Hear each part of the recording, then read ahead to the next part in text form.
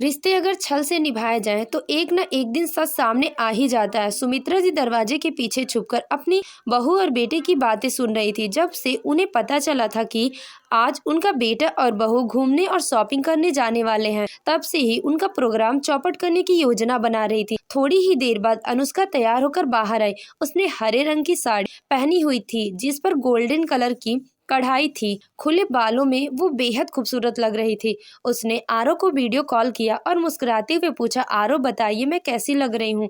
आरो उसे देखते ही मोहित हो गया और प्रेम भरी आवाज में बोला, तुम एकदम मेरी रानी लग रही हो। यह सुनते ही सुमित्रा जी की आंखों में तिरस्कार उमड़ आया।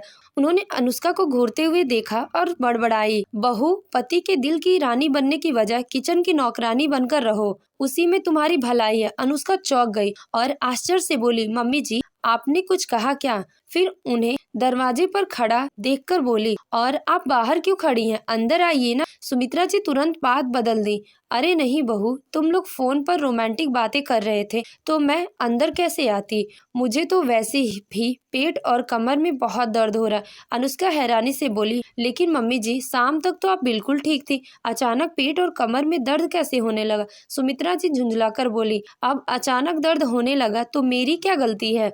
जब तुम मेरी उम्र में पहुंचोगी तब समझोगी कि बुढ़ापे में कितनी परेशानी होती है। फिर उन्होंने अनुष्का को सिर से पैर तक घूरते हुए पूछा, वैसे तुम इतनी सजी धजी क्यों हो? कहीं जाना है क्या? अनुष्का संकुचाते हुए बोली, वो मम्मी जी आरव ने दोपहर में फोन करके कहा था कि मैं शाम को तैयार रहूं, हम शॉपिंग करने कहीं घूमने जाएंगे। इतना सुनते ही सुमित्रा जी ने पेट और कमर पकड़कर कराहते हुए कहा, बहू तुम आरव के साथ शॉपिंग जाओगी और मेरा ध्यान कौन रखेगा? मेरे पेट और कमर में तो बहुत तेज से दर्द हो रहा है। अनुष्का का चेहरा उतर गया। उसे समझ आ गया कि जब भी वह अपने पति के साथ कहीं बाहर जाने की बात करती है तो इनका कभी पेट दर्द, कभी कमर तो कभी चक्कर आने लगते हैं। वह बूझे स्वर में बोली, कोई बात नहीं मम्मी जी, मैं बाहर नहीं जाऊंगी। सास ने तुरंत संतोष की सांस ली और बोली, ठीक है बहू मत जाओ, वैसे भी मेरी तबीयत खराब रहती है तो अकेले मेरा जी घबराने लगता है।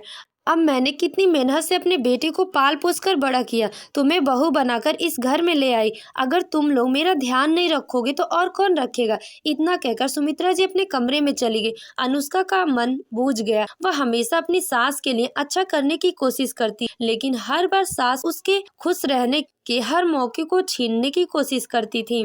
फिर अनुष्का ने अपनी साड़ी बदल दी और थोड़ी देर बाद सुमित्रा जी की तबीयत पूछने और खाना के बारे में पूछने के लिए उसके कमरे में गई, लेकिन जैसे ही उसने दरवाजा खोला वह सन्न रह गई। सुमित्रा जी खुशी खुशी अपनी बेटी तान्वी से फोन पर बातें कर रही थी। आज मैंने पेट और कमर का बहाना बनाकर अनुष्का को मूवी जाने से रोक दिया। यह सुनकर अनुष्का के पैरों तले जमीन खिसक गई। उसकी आंखों में आंसू भर आए। वह अपनी सास के साथ एक प्यार भरा रिश्ता बनाने की कोशिश कर रही थी और उधर सास उसकी खुशियों को बर्बाद करने में जुटी थी। उसने तय कर लिया कि वह आरव को सब कुछ बताएगी। शाम को जब आरव घर आया तो अनुष्का को तैयार न देखकर हैरान रह गया। उसने पूछा, अभी तक तुम तैयार क्यों नहीं हुई? हमें लेट हो रहा है। सुमित्रा जी भी वहीं बैठी थी। अनुष्का ने हल्का सा मुस्कुराते हुए कहा, मम्मी जी की पेट और कमर में दर्द हो रहा है, इसीलिए मैंने सोचा आज शॉपिंग का प्लान कैंसिल कर देती हूँ। आरव ने चिंता जताई और माँ की तबीयत पूछी, फिर अपने कमरे में चला गया। उसके पीछे पीछे अनुष्का भी अंदर गई। जैसे ही दरवाजा बंद हुआ उसकी आंखों में आंसू भर आए। वह रोते हुए पूरी बात आरव को बताई। आरव ये सुनकर चौंकते हुए बोला, माँ ऐसा क्यों करेंगी? कहीं तुम्हें कोई गलतफहमी तो नहीं हुई? अनुष्का ने गहरी सांस ली और दृढ़ स्वर में कहा, मैंने खुद अपने कानों से सुना है जब मम्मी जी दीदी से फोन पर बात कर रही थी। आरव का चेहरा कठोर हो गया। अगर माँ झूठ बोलकर हमारा हर प्लान चौपट कर रही हैं, तो किसी दिन जब सच में उनकी तबीयत खराब होगी तो हम कैसे यकीन करेंगे?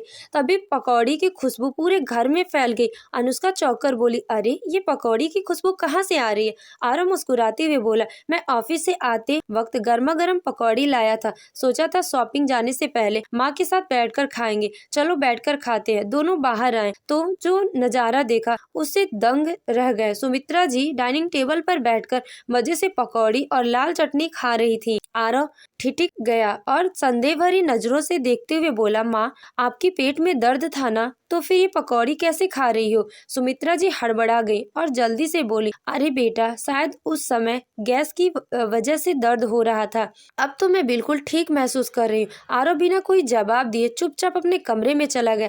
अनुष्का भी बिना कुछ कहे रसोई में चली गई।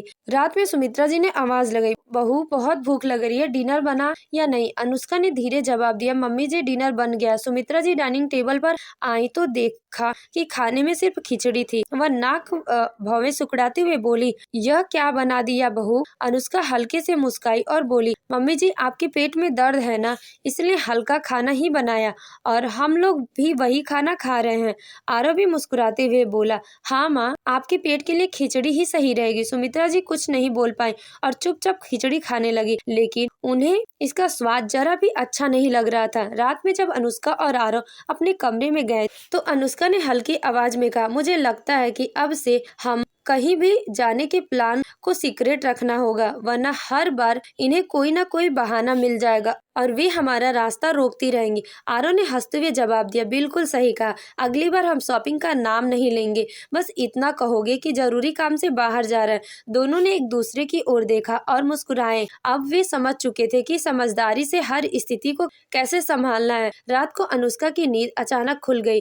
गला सूख रहा था, इसलिए वह पानी पीने के लिए उठी। जैसे ही वह किचन की ओर बढ़ी, सुमित्रा जी के कमरे से धीमी धीमी आवाजें सुनाई दे रही थी। सुमित्रा जी ने किसी से फोन पर बात कर रही थी। उनका चेहरा गंभीर था और उन्होंने साजिश भरी आवाज में कहा, इस बार भी नहीं जाने दिया, अगली बार ऐसा जाल बिछाऊंगी कि वो सोच भी नहीं सकती। अनुष्का के हाथ से पानी का गिलास छूटते छूटते बचा। उसका दिल जोर जोर से धड़कने लगा। वो सोचने लगी, क्या मम्मी जी सच में मेरी खुशियों के छीनने के लिए साजिश रच रही हैं? अब सवाल ये था, आखिर सुमित्रा जी क्या करने वाली थी? क्या अनुष्का इस बार खुद को बचा पाएगी? आगे की कहानी सुनने के लिए हमारे चैनल को सब्सक्राइब करें। कहानी का अगला भाग कल दोपहर 1 बजे अपलोड किया जाएगा। दोस्तों, आपको ये कहानी कैसी लगी कमेंट करके हमें जरूर बताएं।